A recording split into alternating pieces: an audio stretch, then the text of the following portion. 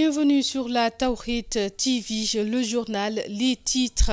Élections législatives du 31 juillet. La campagne a déjà commencé depuis ce dimanche. 8 listes sont validées pour cette élection à 2 scrutins, 2 listes majoritaires et proportionnelles. Quelle est la différence? Quel est l'impact de l'élection des députés de la diaspora? L'enseignant-chercheur à la faculté des sciences juridiques et politiques de l'UCAD répondra à nos questions. Célébration d'Eid el-Kabir au Sénégal ce week-end.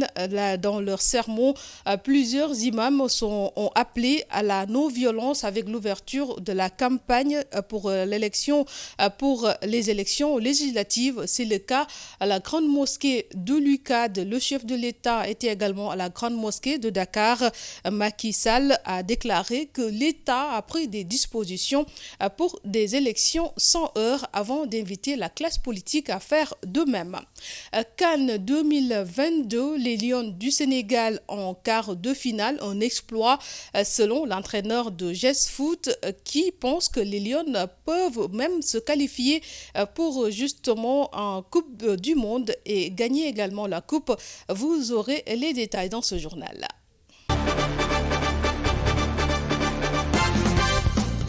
Bienvenue, je vous l'annonçais dans les titres. Donc, élection législative 2022, 112 sièges sont pourvus au scrutin de liste majoritaire et 53 au scrutin proportionnel.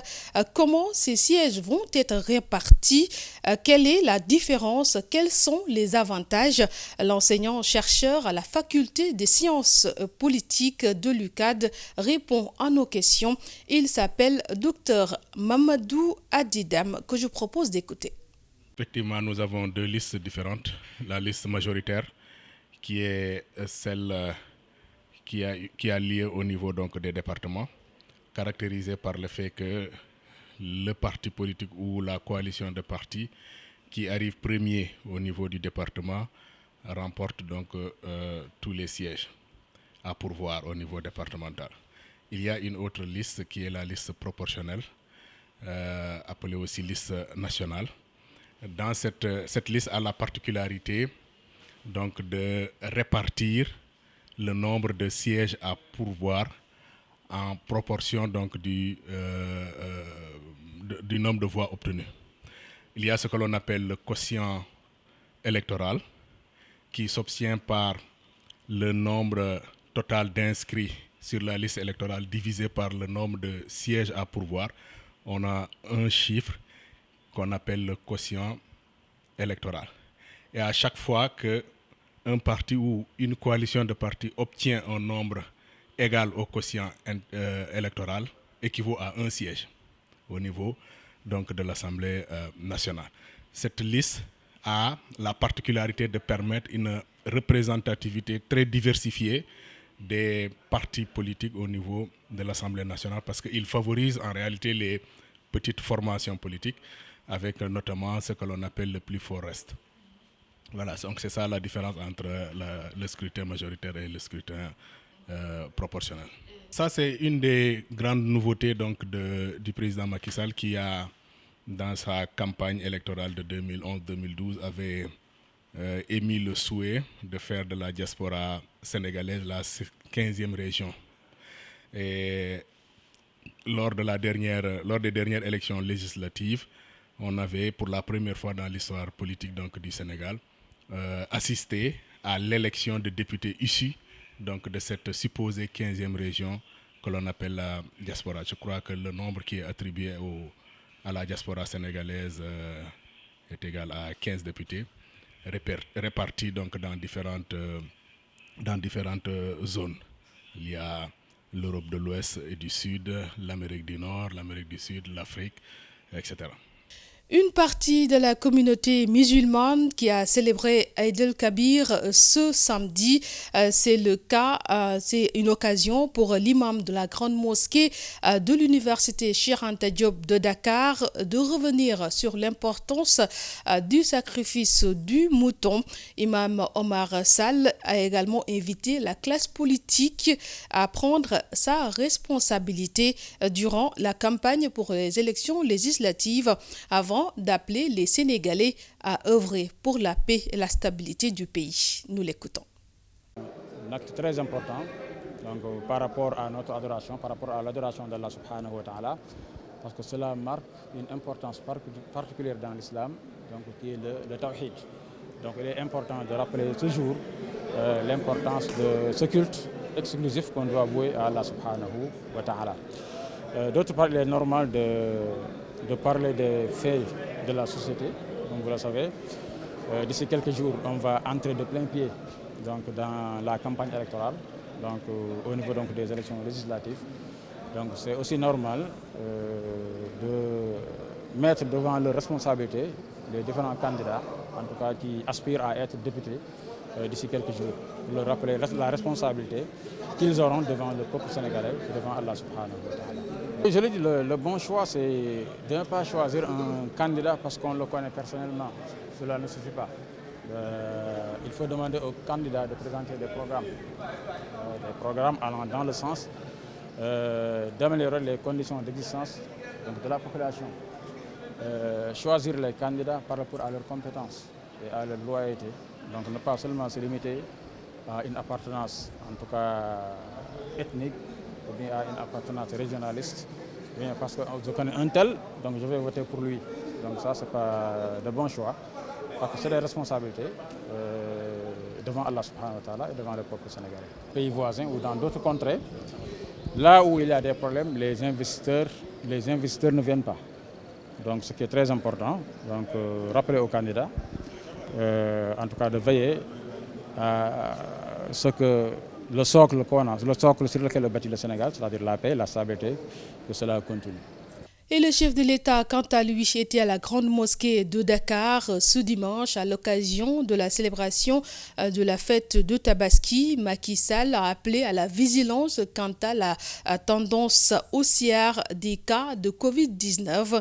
Macky Sall a également appelé les acteurs pour qu'on puisse arrêter la guerre en Ukraine avant d'inviter la classe politique sénégalaise à ne pas verser dans la violence avec l'ouverture de la campagne en vue des élections législatives. Il a également invité les acteurs politiques à prendre leurs responsabilités. Nous l'écoutons. Le message, c'est un message de gratitude à l'endroit de notre Seigneur. C'est également, pendant que nous sommes encore avec la Covid, avec un léger rebondissement, nous ne devons pas oublier les précautions. Je voudrais aussi prier pour la paix dans le monde, la paix en Ukraine, puisque cette guerre est en train de créer des situations dramatiques dans le monde, des conséquences au plan économique et social sans précédent.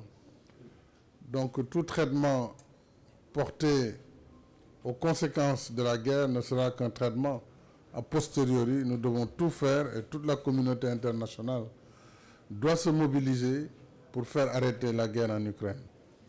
J'invite le président Poutine, le président Zelensky, ainsi que tous les chefs d'État des pays acteurs de cette crise de privilégier la désescalade et d'arriver à un accord de paix qui permettent au monde d'éviter les souffrances que nous vivons présentement à travers la planète. C'est l'occasion aussi pour accorder le pardon pour tous ceux qui nous ont offensés, comme on le dit dans nos traditions musulmanes, et de demander également le pardon de tous.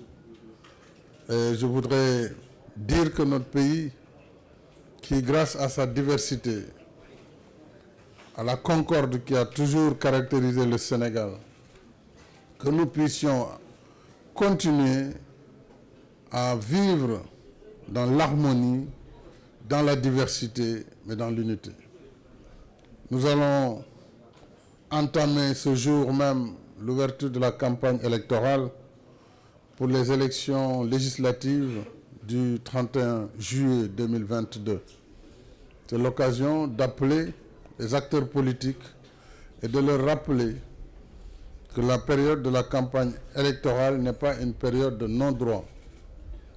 que la violence doit être bannie et que l'État restera vigilant pour que cette période de 21 jours soit une période de campagne électorale et non une période de campagne de violence. Et qu'au 31 juillet, que tous les citoyens qui le désirent puissent se rendre dans les urnes et exprimer leur vote, comme nous l'avons toujours fait. C'est un appel donc lancé à l'ensemble des acteurs politiques et surtout d'éviter les caravanes qui se croisent, les bagarres, le recrutement de personnes qui sèment la terreur et la désolation. Les instructions ont déjà été données au ministre de l'Intérieur, au ministre des Forces armées, pour que la sécurité soit assurée partout sur le territoire national et que le vote se passe dans le calme et la sérénité. Et puis nous parlons au football CAN féminine 2022, le Sénégal qui est en quart de finale.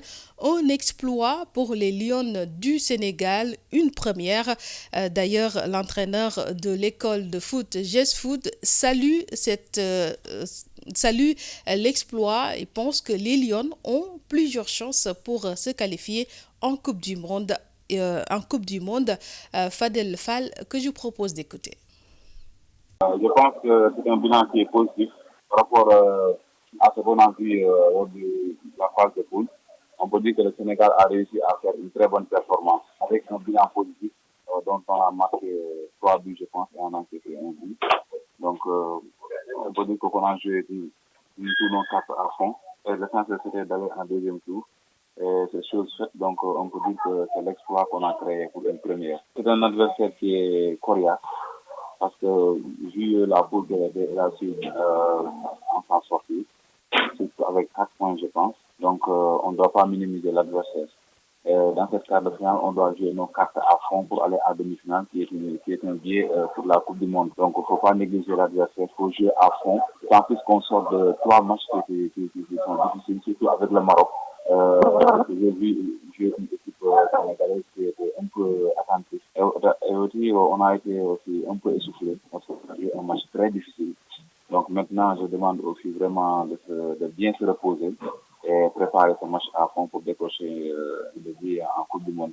Vu les performances que les filles ont dégagées, vraiment, on peut dire qu'on peut s'attendre à aller en Coupe du Monde.